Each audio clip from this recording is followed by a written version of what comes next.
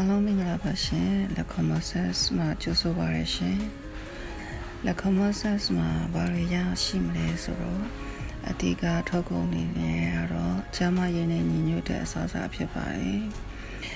ကျမရေးလိုက်စားသူအတွက်ဒါမှမဟုတ်ဝိတ်တက်မှာကြောက်နေတဲ့သူအတွက်အဓိကထားပြီးတော့ရောင်းပေးတဲ့အစားအစာဖြစ်ပါတယ်ရှင်အဲ့ဒီမှာပါမယ်ဆိုတော့အခုပုံမှာပြထားတဲ့အတိုင်းပဲအစုံရှိပါရဲ့ရှင်အတီးအစေးအစမ်းနေ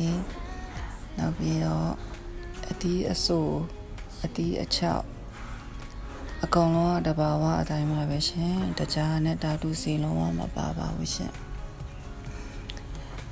လိုလေးစားသုံးရမယ်ဆိုတာလည်းအားလုံးသိပြီးတဲ့အတိုင်းပါပဲရှင်ဘလောက်ဆဆလဲဝိတ်တက်မှာမပူပါနဲ့ရှင်ဒီထဲမှာအဓိကပါဝင်တဲ့အစားအစာတော့အခွန်မှာဒီအစီအစံနေချီယာစီဝါဥဆန်ဝါဥခောက်ဆွဲအခုဒေတာအစားအစာဖြစ်တဲ့မြင်းနီ6ကျော်မူ6ကျော်တူဖုန်းနဲ့ပြန်ကျော်နဲ့ရှယ်မြုပ်ဒီမြေပဲနံကတ်ကျော်လေးဖြစ်ပါတယ်ရှင်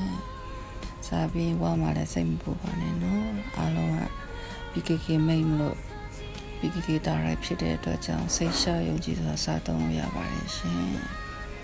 ဝယ်ယူအပ်ပြီးတဲ့အတွက်လည်းတယောက်ချင်းစီတိုင်းလည်းကျေးဇူးတင်ပါတယ်ရှင်